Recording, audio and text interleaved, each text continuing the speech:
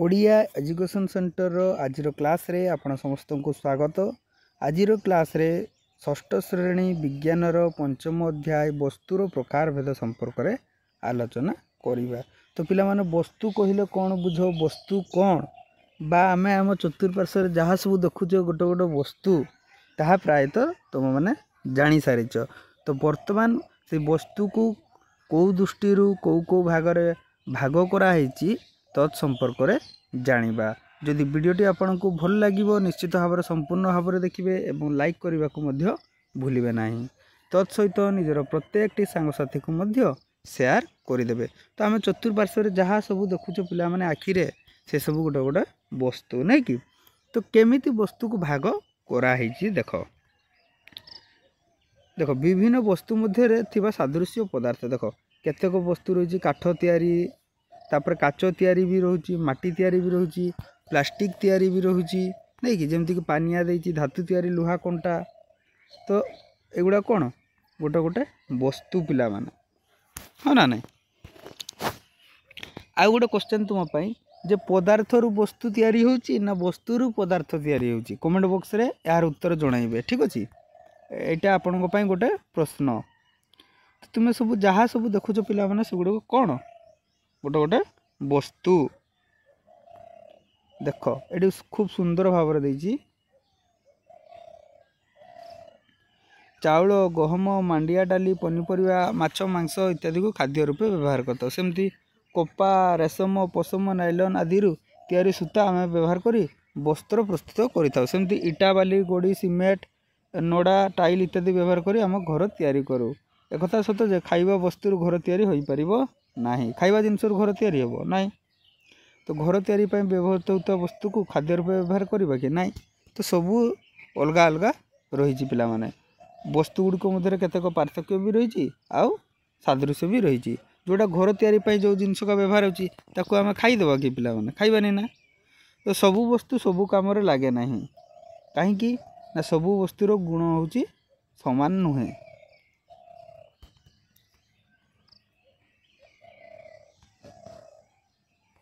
आमे जो वस्तु गुड़ा व्यवहार करूँ ता विभिन्न रंगर होता है, विभिन्न आकृतिर भी होता है नहीं कि। आ गोटे मूल पदार्थ तैयारी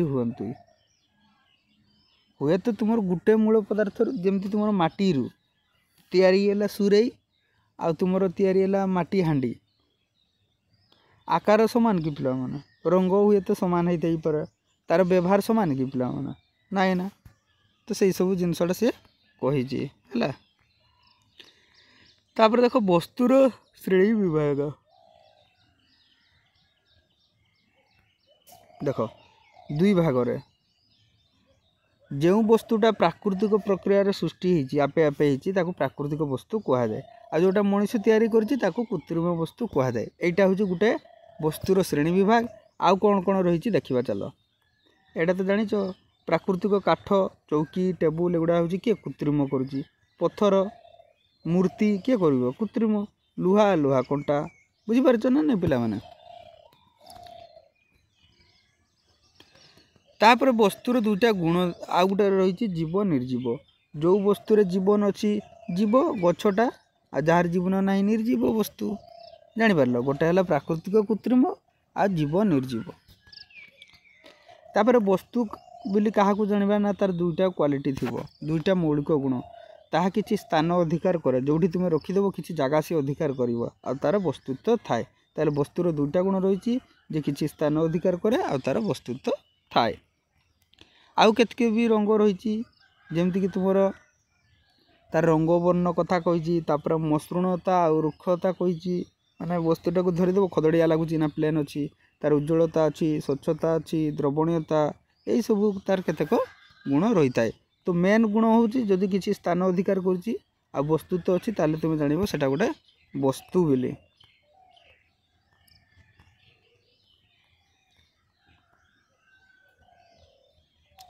तापर देख कौन देती ना काठ खंडटा अधातुटा अनुज्जल। अनुज्जल माने कौन पिला माने काठटा तुम चकचक करे कि पिला माने चकचक करे, जो जिनस गुड़ा चकचक करे से गुड़ा हूँ कौन उज्जवल, आ जो गोटे चकचक करे से गुड़ा हूँ अनुज्जल।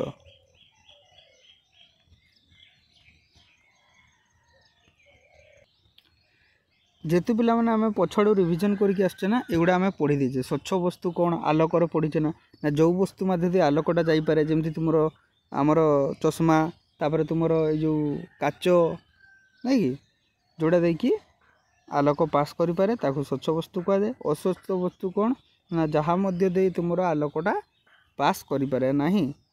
कार्डबोर्ड भली वस्तु को अस्वच्छ वस्तु कह जाए कहीं ना यहाँ मध्य आलोक जाई परिबो नाही। आ जहाँ मध्य दे आलोक आंशिक भाव में जीव ताकू कौन कह जाए अर्ध स्वच्छ अल्प स्वच्छ कह जाए ना। अल्प स्वच्छ किए जीव तेलिया कागज बुझीपार जहाँ देखिए तुमर आलोक आंशिक भाव में गति करें ये जान तापर तुमर देती सी कौन कहल पिला माने उज्ज्वल अनुज्ज्वल ये देख वस्तुर चकचक देखा जाउथवा गुण को उज्ज्वलता कह जाए। स्टील चामच देखिच आलुमिनियम गिना चकचक करूଥାଏ तंबा तार भी चकचक करे आ जोगुड़ा चकचक करेनी ताकू कौन कहवा अनुज्ज्वल कहवा। काठटा चकचक करे कार्डबोर्डटा चकचक करे कि नाई ना। तंबा तार आलुमिनियम गिना स्टील चामच को उज्ज्वल वस्तु कह जाए। परीक्षा पड़ो ये भितर कौटा उज्ज्वल वस्तु ये भितर कौटा अनुज्ज्वल वस्तु आराम कर ना नाई।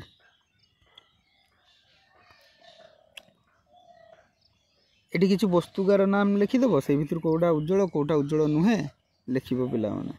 आउ गोटे जिनसटा आम छाड़ीदे जे कौटा कहल द्रवणीयता देख माने जोटा पानी रे मिसीज चीनीटा पानी रे मिसी जाऊँगी आ कौन जल ठारू भारी किरोसिनटा द्रवणीय नुहे कहीं सी हालुका या जल उपर भासे तेलका देखो ना पानी रे पोड़ीना भासु थाए।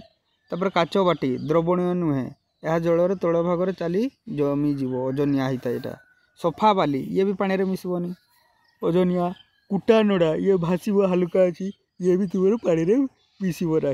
तो जो वस्तु गुड़ा जल रे मिसी जाउछंती सेगुड़ा होचंती जल रे द्रवणीय आ जोटा नाही नाही आ। तो आशा करुँच खूब सुंदर क्लासटा है अल्प समय भितर इंपोर्टेंट जिनस गुड़ा तुम्हें जानीगल।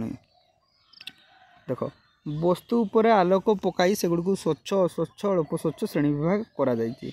स्वच्छ माने जहाँ दे आलोक पारला जहाँ दे आलोक पारलानी अस्वच्छ जहाँ दे अल्प पारला आंशिक भाव में ताको अल्प स्वच्छ कहगला नहीं कि।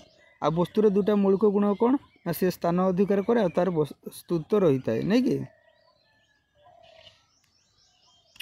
तो विभिन्न भाग में गोटे है कृत्रिम आ प्राकृतिक जोटा मनुष्य तैयारी कर कृत्रिम जोटा आपे आपे होती प्राकृतिक। दुई रे है जीव निर्जीव जे मानकार जीवन अच्छी से जीव जार जीवन नहीं निर्जीव। तापर 3 नंबर रे कौन रहा उज्ज्वल अनुज्ज्वल जहाँ जी चकचक करे उज्ज्वल जे चकचक करे अनुज्ज्वल तार एग्जांपल सहित लिखिपर ना नहीं पिला माने। कहार जदि डाउट रहीगला कमेंट बॉक्स रे निश्चित भाव में जनइबे।